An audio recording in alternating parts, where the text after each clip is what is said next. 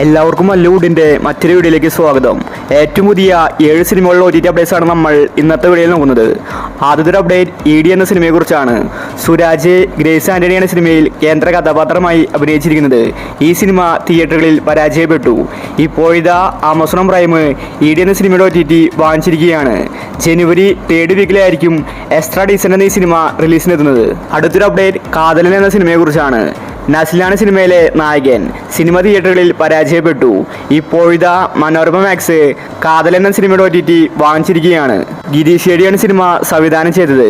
നസ്ലിൻ, അനീഷ്മ, ദിലീഷ് പോത്തൻ ഇവരാണ് സിനിമയിൽ കേന്ദ്ര കഥാപാത്രമായി അഭിനയിച്ചിരിക്കുന്നത്. ഈ സിനിമയുടെ ഒഫീഷ്യൽ OTT റിലീസ് ജനുവരി 17-നാണ്.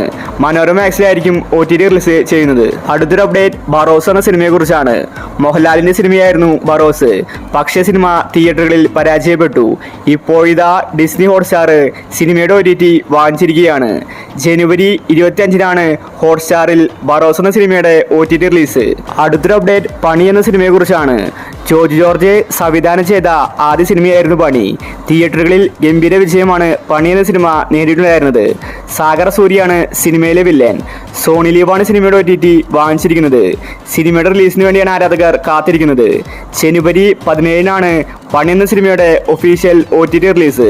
ഇതൊരു മാക്സ് ആക്ഷൻ മൂവിയാണ്. തിയേറ്ററിൽ നിന്ന് ഗംഭീര റെസ്പോൺസ് ആണ് സിനിമയ്ക്ക് ലഭിച്ചത്.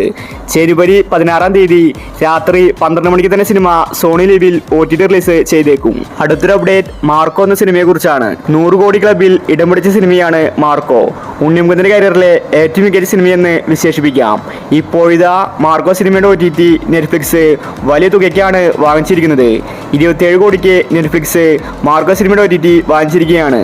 ജനുവരി ലാസ്റ്റ് വീക്കോ ഫെബ്രുവരി ആദ്യ വാരവുമായിട്ട് മാർക്കോ സിനിമ OTT റിലീസ് ചെയ്യുമെന്ന റിപ്പോർട്ടാണ് വന്നിരിക്കുന്നത്.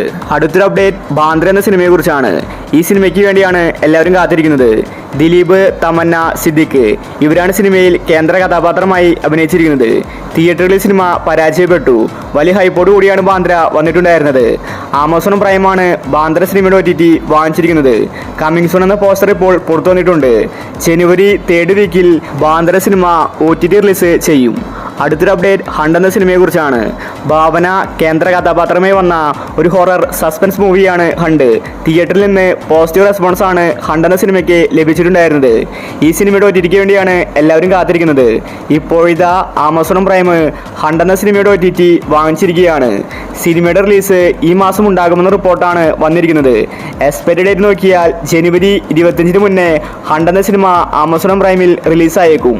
അപ്പോൾ നിങ്ങൾ കാത്തിരിക്കുന്ന OTT മൂവി ഏതാണ്? അഭിപ്രായങ്ങൾ താഴെ കമന്റ് ചെയ്യുക. ഇതുപോലത്തെ OTT അപ്ഡേറ്റ്സിന് വേണ്ടി ഈ ചാനൽ മറക്കാതെ സബ്സ്ക്രൈബ് ചെയ്യുക.